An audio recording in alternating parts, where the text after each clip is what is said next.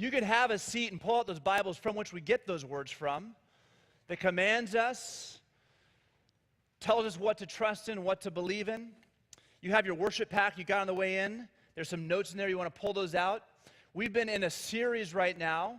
This is the final week of a 4-part series. The past 3 weeks, we've been doing everything we can to try to convince you to jump in. What does that mean? Trying to jump into a life group, into community.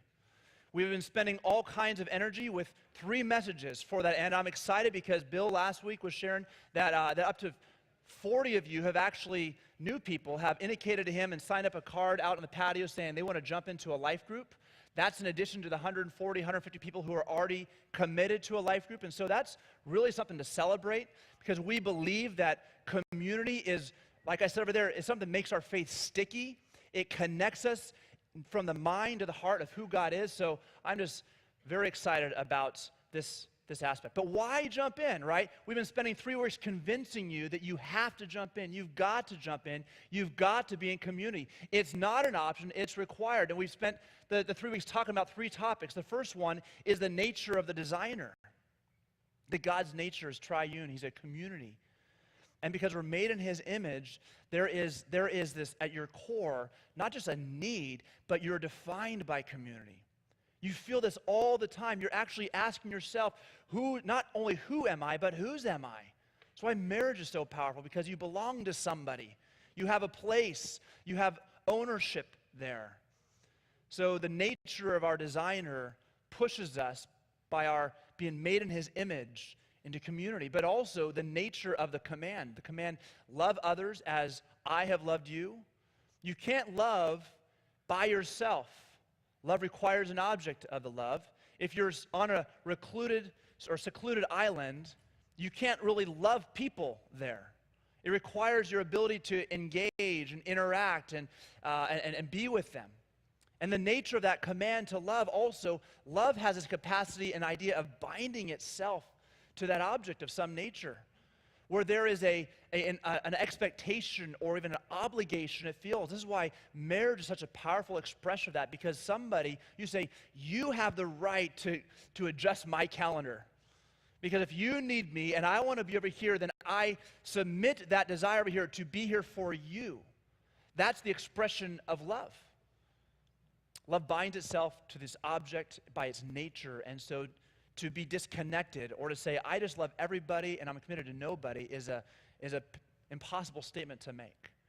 Because by nature, if you love someone, you're going to commit yourself to them, at least to some capacity, which means you can't love everybody in the same way. You have to pick and choose faces and names and locations which you're going to invest your love in, and that's important. So the nature of the designer, the nature of the command that Christ gives to us, pushes you to answer the question, why jump in? Because I can't fulfill that commandment if I'm not connected in community. And lastly, the third one is the nature of the journey. The nature of the journey is such that if you aren't walking with people, you'll get picked off because you're away from the pack. The devil, prowls around like a roaring lion, looking for people to devour. And those whom he devours are those usually who are separate, away, disconnected, not a part of community anyway. Don't have people speaking into their lives, and so he will twist truths, twist it around so it's something other than what God has said. And make no mistake about it, don't think that you have your theology down, that you can't have your truths twisted. The nature of the designer, the nature of the command, the nature of the journey all answers this simple statement that you cannot follow Jesus on your own. It's impossible. To think that you can, though we may try to, is a foolish idea.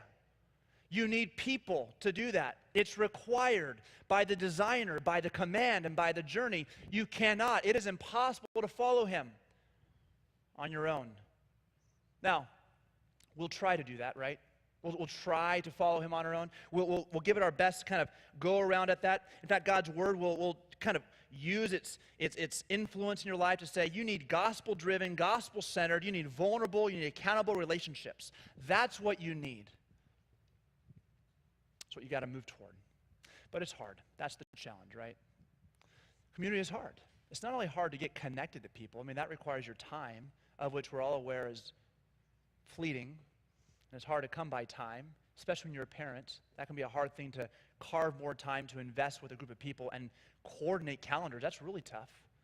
But then it's the emotional energy to kind of get past the catalytic conversations where you're not just telling your history once again, and what's your name? Tell me your name again. I mean, that just takes emotional energy to get past. But then there's the third component, once you've gotten past all of that, and it's the people. Right? I mean, people are hard, which makes community hard. It's not hard because people are selfless, and people are loving, and people are generous, and people are, sacrificial towards you. I mean, all those, it's hard because those aren't true, and a lot of times. People at their core, no matter how much they can kind of mask it, are selfish, right? Which bleeds into them being a little bit of insensitive toward you. They may speak the truth, but not in love. Lack gentleness, lack kindness. They may be ungenerous with their time. They may even offend you and insult you. Maybe intentionally, maybe unintentionally, irregardless, it still hurts. And it makes you want to pull away and not be a part of that community because they're not a safe person, right? I mean, it's hard. You might find people that seem to click so well, but given enough time, I mean, this is what marriage is all about. Given enough time, you start seeing all the ways that those things that you thought were awesome become something that is really a bit more of a grate against you. So community is really hard. That's why we're concluding the series with talking about what do we do when community is hard. What do you do? How do we operate? How do we go about life when we might say the honeymoon wears off, but when the community is hard? We're calling you to jump in, and here's a guarantee that it's going to be hard when you do. So what do we do when that happens? I want to take you to two texts this morning, Matthew chapter 18 and Matthew chapter 5. We'll start in 18. Because Jesus, while the whole Bible really answers this question in one way or the other, Jesus directly answers this question in two points of his ministry. Matthew 18 and Matthew 5 record those instances. I want to start in Matthew 18. Now, if you're not there already, turn there. You Bible scholars who went through Awanas and know all about the Bible know that this is the infamous kind of church discipline passage. What most of us don't realize, though, is all the text that happens before it that really feeds into how we read what Jesus says in that church discipline section. So I want to backtrack a little bit, starting in verse 10. Verbally backtrack to the beginning and then pick up in verse 10. So basically, here's the setting. Jesus is speaking to a group of people, and he starts off because he's noticing people keeping some kids away, saying, hey, let the little ones come to me. Let them come. Do not keep them away, for such belong in the kingdom of heaven. That statement of little ones becomes the metaphor from that point forward for the disciples. For those who are followers of Christ are going to be labeled as little ones because he's the daddy of all the followers of Christ, and they're all little ones to him. And he's now going to talk as though we, the followers of Christ, are these little ones that he was addressing in that situation. Verse 10, he says this, see that you do not despise one of these little ones, speaking of the brothers or sisters in Christ. Now, why in the world would you despise one of them? You know what despise means? The idea of looking down on, devaluing, considering somebody less valuable to your world or to the world in general. Why in the world would you despise somebody? Well, I guarantee you've done an awful lot. You've despised an awful lot of people, and you're in danger of doing it even probably today. When you look down because, gosh, that person really hurt me, they're just a mean person. That person's character is meanness. That person was unfaithful with their word. They didn't follow through. They're just unreliable. That's their character. And you're kind of in some ways despising, pulling yourself away from them because you no longer want to be in a relationship with that kind of a person. You're in danger of despising. Well, how do you protect against that? Well, first off, you got to have this mindset of the Father. And he goes on and he says, this is why you shouldn't. For I tell you that in heaven, their angels, though you may not really want to be around them, their angels always see the face of my Father. That messenger, that mediator, right? They get front full face of the Father. Now we know that no man can look on God and live. But these angels, angelic beings who God uses throughout the world as his messengers, who for countries, for situations, for regions, and also for individuals at times, are looking upon that little one and looking at him, and God is taking great value and joy. And so he says, they see the face of my Father who is in heaven. Translation, God has high value in his eye for that little one. How high is that value? Well, the next verse. What do you think? If a man has 100 sheep and one of them has gone astray, does he not leave the 99 on the mountains and go and search for the one that went astray? And if he finds it, truly I say to you, he rejoices over it more than over the 99 that never went astray. So it is not the will of my Father, and because it's not my will, I will pursue actively, making sure it doesn't happen. It is not the will of my Father who is in heaven that any one of these little ones should perish. Now, hear this. To be separate from the flock is equated with perishing. That's what's going on here. That's the connection. This little one has moved away from the community of sheep, right? That community of sheep is 99, or 100 minus 1. And it's in danger of perishing. So the father or the shepherd goes after it. Because, like I said, you need community because of the nature of the journey. And that little one is in danger of perishing. Now, let's just kind of picture this out, okay? First off, you have 100 sheep. Imagine you're driving somewhere. You're cruising somewhere. You have this trail in the back, and you got 100 of something back there. Maybe it's something you like, maybe something you don't. But you got to deliver it somewhere. Maybe it's animals. I don't know. One falls off. And man, you have to end up in Bakersfield somewhere to drop this off. I don't know why I picked Bakersfield, but if thinking of animals, that's where they probably all go, right? You got to go to Bakersfield. Well, it fell off somewhere. You get there, and there's 99 in there. Well, where did that one go? I don't know. Where did it fall off? I have no idea. It's immobile. If it's an animal, it's moving around. I'm not going to find that one. I mean, who knows where it wandered off to? Yeah, 99 is a pretty good success rate, right? That's still an A-plus grade in my book, right? But not for the Lord, not for the shepherd. That one wandered off at some point on the journey. The shepherd counts it when he gets to the spot they're going to camp out at. Notices one is missing. Oh, that's not a good track record. I lose none. I'm going to go after and find that one. And I know it's a moving sheep. I mean, where's it going to go? I don't know. Maybe it's here, maybe it's there. How far away? But I'm going to search that sheep out until I find it. He finds it, brings it back, right? We kind of have these conversations with that whole lifeboat analogy. Well, if you have 5 people here and 2 people here, and you got to, pick one, who will die and who will live, what do you take? And God says neither. They all live, right? That option's not an option in my book. But we sort of then ask questions of value. Well, which one has the most value to it? Which people contribute the most to society? As if we actually have a grading scale of people. And God says, anyone that are mine, there is no one that has less value than another. I go after all of them. The next question is thinking is, why in the world that sheep have wandered off? I mean, maybe they're eating the little grass, chomping away. And some little lammies said to that sheep, bad boy, go away. We don't like you. This is ours. And he's like, oh, I feel terrible. Wanders off a little farther away to a little smaller pasture over on the side. Right? The community said it's not, you're eating in our area. You stink. You forgot your deodorant. You're a bad sheep. Go over there. That was a bad one. Was that a bad one? Terrible. Okay. I'll recover from that. Don't you worry. But the sheep goes, oh, sad. It wanders off, right? And it's eating its grass somewhere else. And maybe it just finds another piece. It's like, well, you know what? They're better without me. I'm not going to follow the pack. Or maybe the sheep got distracted. Just was eating somewhere, forgot that they had taken off somewhere. Oh, man, what happened? There they go, right? Whatever it is, offensive or just ignorance, that sheep is lost. The sheep is gone, separate from the community. That's the setting. And because it's separate from the community, it is in danger of perishing. Okay? You hearing this?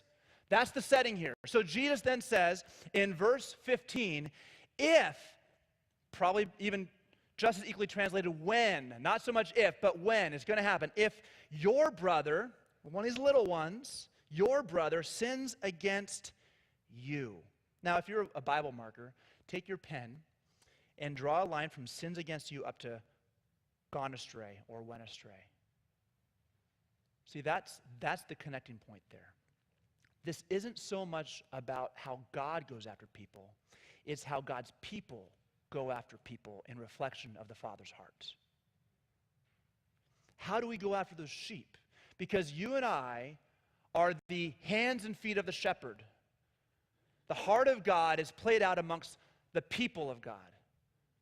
And so when God says, let me tell you what the Father, the shepherd, does, now let me tell you what you do as the hands and feet of the shepherd in this world. One goes astray, maybe because it's insulted or hurt from one of you, or just ignorance, and it just wandered off to the side. This is what you do. When one of you sins against the other, this is how you act. Now, he's going to go on and talk about the steps and stuff, but let me just pause right here and make an important point about what sin is. When we think about this, we think about sin being, this person lied to me. This person insulted me. This person degraded me. They spoke ill about me. They gossiped about me. They even perhaps punched me, or one of the big 10, committed murder, right? I mean, those are obvious sins, and we think that that's what we're talking about here. But when we put it in the context of what we read above, sin is that idea of just what is breaking apart the community. What's breaking apart relationships. It could be ignorance. It could be arrogance. It could be a direct sin. It could be an indirect action that someone read and understood to be sin. You perceived it to be hurtful. You perceived it to be offensive. You perceived it to be letting you down. And you're in danger of despising them. And so you want to pull away from that person, or have that person pulled away from you, or not let them associate in an environment. And so sin has been allowed, whether any person really wanted it or not, to divide and separate that community up. Now you are thinking, I don't know if it's sin or not. Maybe it is, maybe it's not. But by the fact that you feel like, I want to pull away from them, that hurt me. I don't know if I'll call it sin, but it hurt me. Sin is doing something in that relationship, because sin separates. That's what the cross was for, to reconcile us to God, to your Creator. So, when your brother sins against you, what do you do? Well, first off, what we need to do is be aware. Be aware that it's going to happen, and expect it. Number one in your notes. We need to write this down. We need to expect to be hurt and let down. Expect to be hurt and let down. Now, we're talking about jumping in here, jumping into a life group, jumping into ministry, jumping into the body of believers here at the Bridge. If you're visiting from somewhere else, jump into the body of believers of that church, right? Be engaged, jump in, vulnerable, accountable, gospel-driven relationships. And I guarantee you, here's my one promise, is that you will be let down. It's going to happen. You will be hurt at some point. You will be offended at some point. The closer you get to people, the more they smell. That's why so many marriages dissolve. That's why marriage is such a challenge at times. Because you're getting really close to somebody, and that smelliness starts to notice it. The closer you get to a body of believers, the closer you get in community, and really say, I'm going to invest in these people and let them invest in me, I'm telling you, you're going to, guaranteed, be let down, offended, hurt at some point, disappointed. It's going to happen. And it will probably happen sooner than you hope, or sooner than you're planned for. So we just got to expect it. And let me tell you why it is so important to expect it. Because here's the truth about you and about I take this quote from a very wise sage, a man in this church who we all respect. He says, you're all schmucks. You're all schmucks. I'm a schmuck, and you're a schmuck, right? Now, what is a schmuck? I had to look that up when he said it. I was like, what does that mean? Here's what the dictionary, foolish or obnoxious or detestable. You all, because you don't have perfect knowledge of everything, right, are going to be fools. You're going to think that you're the brilliant person in the room, but you're really going to be the fool because you're going to misread things so often. To some people in this room, you are obnoxious. I guarantee you, there's somebody sitting here that thinks, when they think of you, think obnoxious. They do. It happens.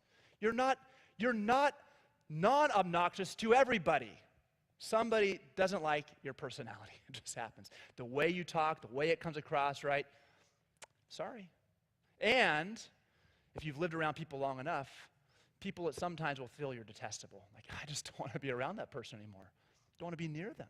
What they say, how they say it, what they do, what they go about life. We're schmucks. So in the spirit of SA, Schmucks Anonymous, let's just get this out of the way and be very, very, just own it, okay? Own our schmuckness. So on the count of three, we'll say, I am a schmuck, okay? This will be a verbal, public, group confirmation of our schmuckness together. Ready? 1, 2, 3. I am a schmuck. There, don't you feel better? Doesn't that just like deflate the ego? You can now, you're in a posture, right, of, okay, Lord, here we go. Whew. And guess what? The person is next to you also. You're in a room of it. That's an important, expect to be hurt because we're all schmucks, because we're all sinful. You have been invested with sin, and you're oblivious to the fullness of your sinfulness, and so you're going to live it out. You're going to be messy and bleed over. And you're going to experience somebody else's schmuckness, and you respond to it like a schmuck. And they're going to experience yours and pay you back the same way. It's going to happen. So there's my guarantee to you. Not a very good sales pitch, is it? Except that you need community, and you can't follow Jesus without it. You absolutely have to move toward people. That's part of his plan, because you can't learn how to love if people are always perfect. You can't learn what love is if people are always perfect. That's part of his plan, to put a whole bunch of schmucks together and teach them how to love by the power of his Holy Spirit.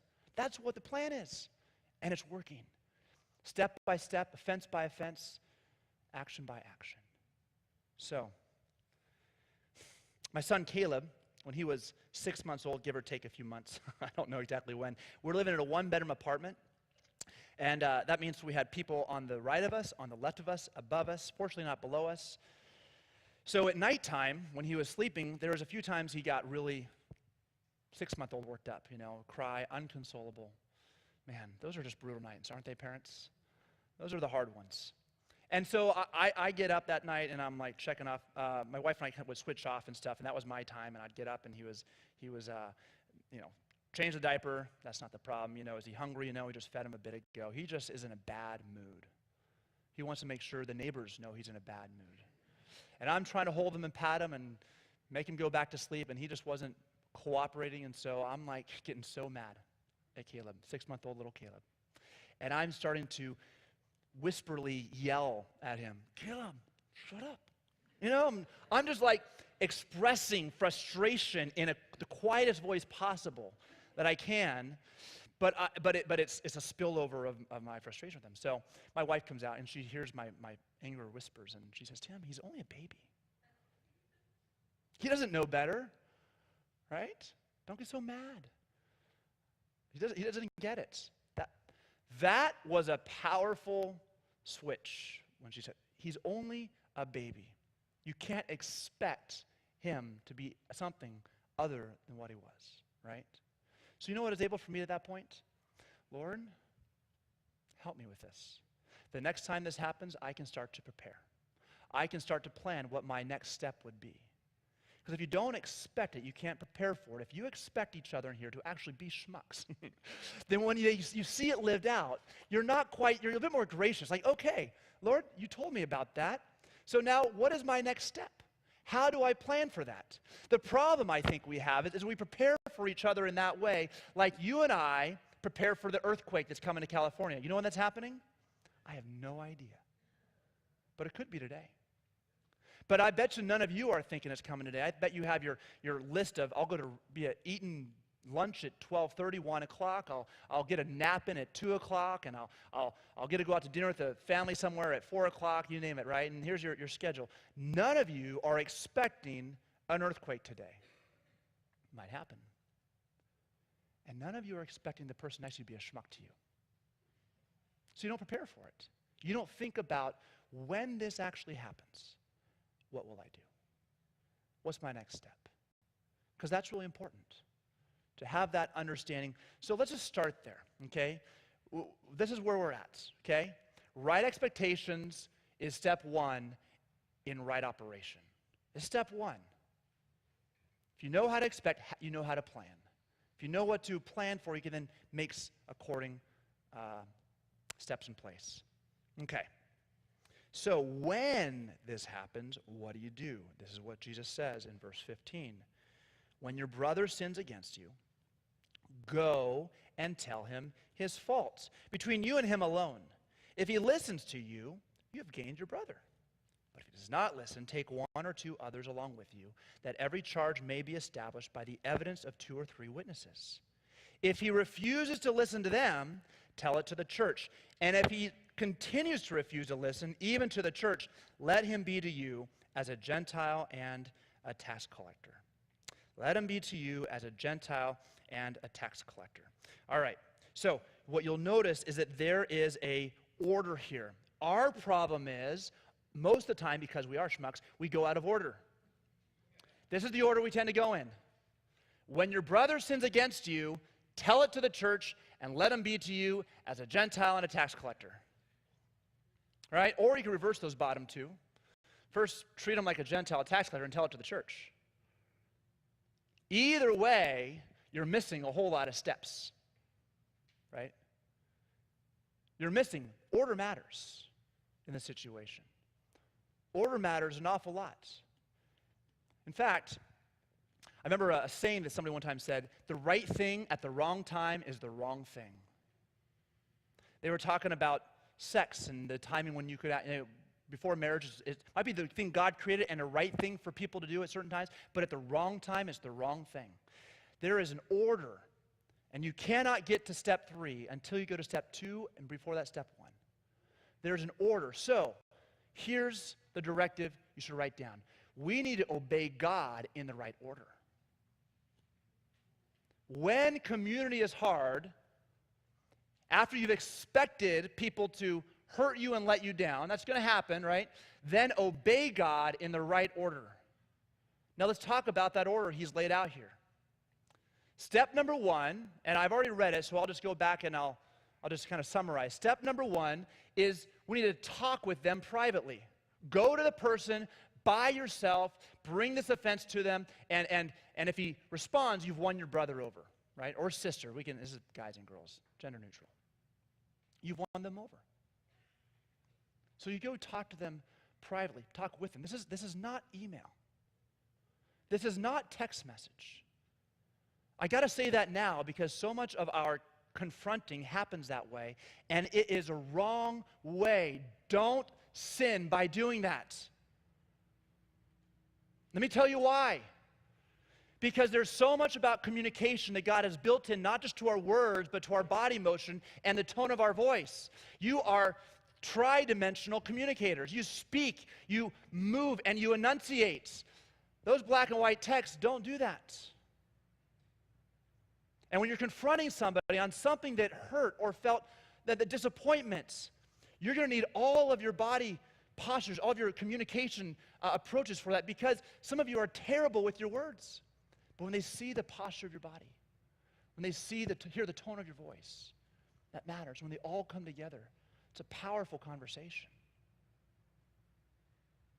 So you need to talk with them privately. You go to that person, have a conversation face to face. If you can't do face to face, Skype is the next best thing. The more that you can see of the person, the better.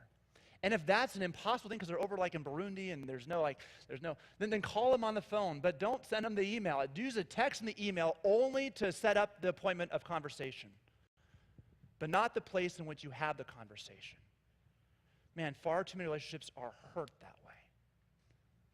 They're hurt that way. Now, let me just kind of rehash a few of these things for you. The reason this is so key is for 2 reasons. The first is because you actually might be in the wrong. It's possible, right? You could actually have misread, misunderstood, and brought in your own sinful flesh into the interpretation of what was said and be the one who is wrong. It's possible. And if you are, hear this, it's a win for God because communication and you grew in the process. The second reason is because, and I'm not a statistician on this, so I'm just making up numbers here, but it is my guess that between 95 and 98% of all offenses get resolved in this initial step. That's why it's so important. When you actually take the time to not despise, but to go to the person face to face, the more body you can see, the better, right? The more face and the arms and hear the voice, the better. You do them that and you share with them how something hurt you. You make it known and you let them know that you want to restore the emotions that got hurt there. My goodness, 95 to 98 of all of those conversations end well. Now, I agree, there's some that don't. But that's a pretty high success rate. You start at step 1 before we go to step 2. Now, you might be saying, well, what if they do it again? I mean, what if I go to them and they get it, and then, 2 weeks later they drop the ball, they let me down, they offend me, they hurt me, they say bad things or whatnot, you name it, right? What do I do then?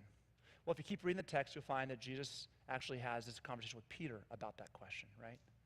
How often do I go through this process of forgiveness? How often do I seek out that reconciliation and run through steps 1 through 4?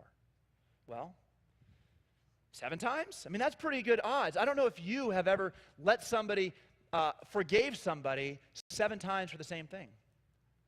Guessing your threshold is about 3 before you really own your despisement for them and classify them as that and as unredeemable, unregenerate, right? The Lord can't do anything with this person. You start despising him about 3 probably. He says 7? That's pretty high. So here's the number you should write down. Once they exceed this, then we can talk again. 490, okay? Write down 490 times. That's the number. So if you're keeping track, then when you hit that, let's have a conversation. I think it's more metaphorical than it is specific. Even still, I don't think you've reached that yet. So you got step 1 again. You don't get to skip to step 2 because it's their second offense of the same thing. After you have the conversation and they do it again, guess what? Step 1 again. You don't get to fast forward to step 2 and then tell people about it. You don't get to, and this step here is really important because it sets the stage for everything else. Now, if this person hears you, right, and you share with them, gosh, what you said was offensive, it hurt me. It may not have been a will of their heart to do that. So the sin is more perceived than it is actual, right? But there's still a division taking place. But that conversation has now allowed the Spirit of God to work and unity to be restored. And that's the goal, reconciliation. But let's say they say to you, you know what? I don't like you anyways, and I meant everything I said, and so that's that. Well, that could really hurt, right? What do you do then? Step 2. Bring 1 or 2 godly others with you. Now, let me just make sure you know who these people are. These aren't the people over on the side who you have said to them, gosh, did that offend you about them also? Yeah, okay, good. Yeah, I felt the same way. And let's go with them now and do this and talk to them about how we both felt offended by you. It's not how it goes. By the way, if you feel hurt by someone, don't go check with somebody else if they felt hurt too. If somebody said something or dropped the ball, you don't go say, hey, do you feel like this guy's dropping the ball? Do you feel hurt by that? Do you feel let down, disappointed by that? Oh, okay, I just want to confirm that I have right emotions here. If you feel something, then go talk to them. Don't get it confirmed by somebody else. Their emotions about it is their issue. And it's theirs to own. And you have engaged in sin by asking that question. If you go to somebody, let me say it again, and say, did you feel offended by that? And they say, yeah, I kind of did. And you need that validation then to go talk to the person, you've sinned against them, that person. Because you don't need this person's validation of the emotion. You feel a disconnect. Go talk to them about that. That's your engagement. It's not, was it real? Did you perceive it? Because sin is already working. Step 2, though, bring 1 or 2 godly people. Now, this is more arbitration than it is confirmation witness. It's not somebody who saw the sin. It's somebody who you're bringing with you to watch the engagement of your dialogue, who's a more objective observer, to be able to arbitrate the conversation. Sometimes that really helps, doesn't it? When somebody just kind of listens objectively on the side, who isn't emotionally caught up in the situation, and just is able to kind of listen to both sides, say, you know what? Have you heard yourself talk yet? Your tone is just really cutting. Are you hearing what they're saying and how hurt they are? But are you just hearing them? Right? Somebody just watching the dialogue. And that person, after that person, say maybe agrees and says, yes, that person's in sin. Or no, they're not in sin, right? That person's in sin. You know what? So you need to change. This needs to be adjusted. And if that person says, absolutely not, I'll stick in my ways, you guys are both fools, right? Then what do? It says bring it to the church. Now, churches back then were much smaller. 20 people, right? You can bring it to the church. That's kind of hard to do in a room this size. You don't know everybody. So this is the modification. Bring it to the elders. Bring it to the leadership to kind of step in and engage in the same kind of way. So they can now, as kind of the buck stops here, listen as the arbitrators engage and then call out that judgment. Now, once that judgment's made, now things change. If they agree with the claim, we might say, and say, yeah, that person is in sin there. That person is unrepentant, rebelliously moving in the same direction, irrespective of people calling and saying, this is really hurting. And they're saying, I don't care if it hurts you. Deal with it. That's who I am. I'll do whatever I want. Right? That's when the elders say that's wrong attitude, and we now have to, number 4, suspend normal fellowship. Suspend normal fellowship. Now, it doesn't mean that we have this long court setting and, okay, now we'll ban you out here and everybody watch him go and that kind of thing. So you treat him as a Gentile or a tax collector. Now, there's 2 things to say to that. One is you don't usually have the Gentiles and tax collectors serve in the highest roles of the synagogue, right, or the church for this matter. You don't put them in leadership. You don't let them teach the Bible if they're not living out the scriptures. You don't let them lead people if they're not willing to live it out themselves. Like, you remove them from places of leadership. You may even remove them from leading life groups and different environments like that. You pull them out because your assessment is that they have an unrepentant heart and they are not really followers of Christ. They may be, but our assessment as a body of believers is that they are not. So I'm not going to put you in any kind of leadership role or any kind of influential role. In fact, I'm going to remove those, including your membership, if you're a member of the church. Because membership is for those who are followers of Jesus, and we don't perceive you to be following Jesus. Now, what's your attitude in like? Well, your attitude is that they're a non-Christian and they need Jesus. You start praying for them. They need Jesus. I mean, they got to know the Savior. They don't yet know the forgiveness of the Savior. They don't get that yet. Because if they did, then they would love their brother because God pours love into their hearts. You see how that works? See where all this goes? You need to obey God in the right order. And that order is there for a reason. Not so that you could be right, but so that we, as according to Ephesians chapter 4, together as one body would grow up into our head Christ, becoming mature as a unit. Your maturity is awesome, we might say, but your maturity is for the serving of the purpose of the maturity of the body. God wants the body to be mature, of which you're a part, and this is how that happens. So when we talk about this process, this is the process by which we emulate and live out the shepherd racing after sheep of his people. Okay. So there's one direction, right? You're offended by somebody, and so you go to them. But this whole process isn't one directional only. If you have been actually offended somebody, whether you know it or not, you have a responsibility also to go and deal with that. It's not only on them, it's on you. Matthew chapter 5. Let's turn back there and talk about Matthew 5 really quickly. Sermon on the Mount. If you've been in the church for any time, you get this. If you're new to this, you probably have heard about the Sermon on the Mount. And Jesus' words, this is not just for Christians. My friends, apply this in any setting, in your office space, in your school place, wherever you are. If you're not a follower of Christ, try this, and let me show you how it works. That Jesus' words are incredibly, not just useful, but life-giving. Try it and tell us how it turns out. But Jesus says in verse 21 of chapter 5 of Matthew, "You have heard that it was said to those of old," this is quoting from the Old Testament now, "You shall not murder, and whoever murders will be liable to judgment. But I say to you that everyone who is angry with his brother," now hear this, "who is angry with his brother will be liable to judgment." Connected to the shepherd going off, right? Perishing judgment, perishing judgment. Anger is what the going astray part. We're seeing the connecting of the dots there, right? So you're angry, they're liable to judgments because they're walking away, they're angry, they're distancing themselves from the community, the people who are over there that are making them angry, and they're exposed. The devil's going to use that anger and twist the truths and pick you off. Whoever insults, now that's like a second grade kind of offense, right? If somebody calls you stupid, you're like, sticks and stones will break my bones, but stupid never hurts. Right? I mean, but look at the consequence. If you insult your brother, you'll be liable to the council. And whoever says you fool will be liable to the hell of fire. That's pretty intense for a third grade level offense. Why? Because what's happening there when you're that anger, you're pulling away from community. I want to see how's that working here, and you're in danger of the fire of hell. That's a perishing statement, right? Well, how do we bring this back? You would think he would say, so if you're angry, then go and tell your brother. But he says now to the person who perhaps made the person angry, so if you are offering your gift, since people who are angry oftentimes aren't very logical and don't come to their minds very often, you who are sane and you're coming before the Lord with your gift at the altar, and there you remember that your brother has something against you, leave your gift there before the altar and go first, be reconciled to your brother, and then come and offer your gift.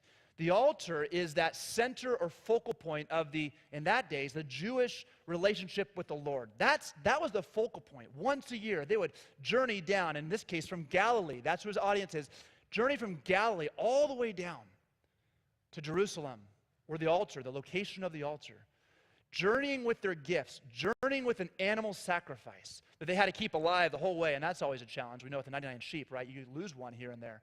But they journeyed 80 miles from Galilee all the way down by foot to Jerusalem. That's like going from here to Rancho Santa Margarita without all the 101 freeway, just over the hills. That's a long road with your cat or with your dog or some animal that you want to keep alive the whole way there. It takes you a week to get there. And if you're physically handicapped, that's even longer. And you make it there. And you get to the altar. And you remember, man, Philip, I think I might have said something that offended Philip. Man, about 2 weeks ago, that's coming to my mind right now. I don't think I meant it, but I think Philip is really peeved at me. Instruction, leave your offering there. Walk back to Galilee, 80 miles. Walk back. Forgo the focal point of the whole kind of community of that sacrifice, which is the focal point of your relationship with God. Go back and restore that relationship. Go back and talk to Philip. Find him. Well, I don't know if he'll even let me in the house. Well, go back until he does. I don't know if he'll pick up the phone. We'll keep calling until he does, right? You're called to go with or without success being promised. And then come back. It's a lot of walking. This is like 2 months of your life for this one freaking relationship, right? I mean, are you picking up what God's throwing down? That God is saying, this matters to me. You being here, offering your praises is awesome, but can I tell you what matters to me? It's the relationships that you have with each other. Because they're your brother or your sister in Christ. My dad, he's about 65 now, has a lot of birthdays over the years since I've been alive. My family makes a point to show up to their house whenever we can for the birthdays. Most of the time we're all there, and it's a great time. I have some great brothers. I love my family, and we're very connected. But imagine, let's just put either your scenario or this fabricated scenario into this situation. Imagine that one of my brothers and I were in a tiff. We just didn't like each other. Like he says something, he did something, he cheated me out of some money, you name the scenario, but we just weren't happy with each other, and there was tension. We both show up to my dad's birthday party right there, and he's kind of eating on this side of the table, and I'm like, oh, I'll walk on this side of the table, right? He's talking to so-and-so in the family, and I'll talk to that person later. I'll just go talk over here. He uses the upstairs bathroom. I'll use the downstairs bathroom. Don't want to cross paths with that person. I'm really mad at him. I want to make sure he knows it. Let's make it even more severe. Let's say he chose not to show up to the party at all because he's just so frustrated. Dad, I love you. Why don't we get together in a week or so and we'll celebrate you. We'll take you out to dinner and we'll have a great time. But I just don't want to show up because Tim's there. I don't want to go to that room or that community because so-and-so's there and I don't want to see him anymore. You know what my dad would say to me who showed up? Tim, I love the fact that you want to celebrate me.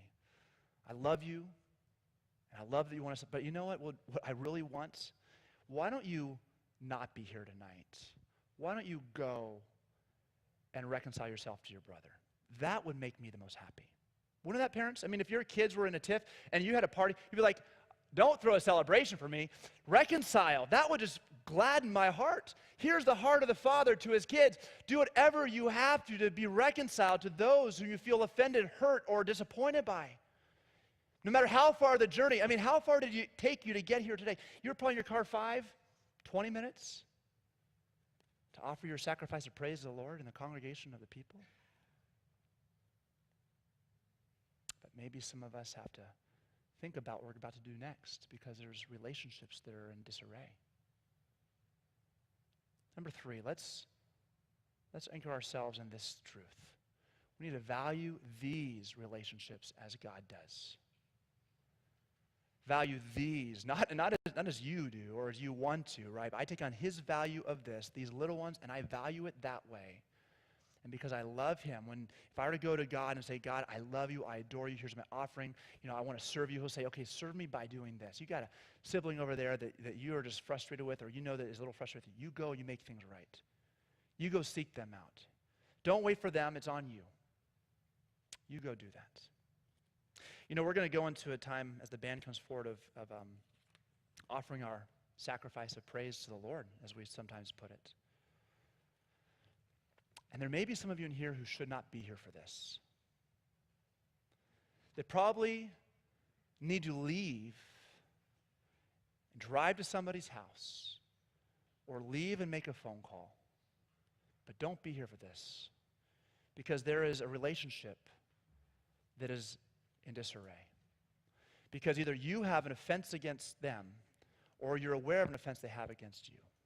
Because when you walk into the room, you're aware that I don't want to walk over to that side where that person's at. I want to kind of avoid them. That's sin engaging in that. Or maybe you need to get out of your seat and walk to the other side of the room and pull somebody aside before you engage in songs of praise. Don't take Jesus' words lightly. He used a massive example of 80 miles. 30 feet is way expected if he's calling this guy to go 80 miles. Maybe that's what you need to do. But don't, in the prideness of your heart, say, Lord, I'm just not going to deal with this, but I love you so much. But I love you. 1 John puts it this way. Here's your warning. Next slide. If anyone says, I love God and hates his brother, verdict, he's a liar. About his brother? No, about God.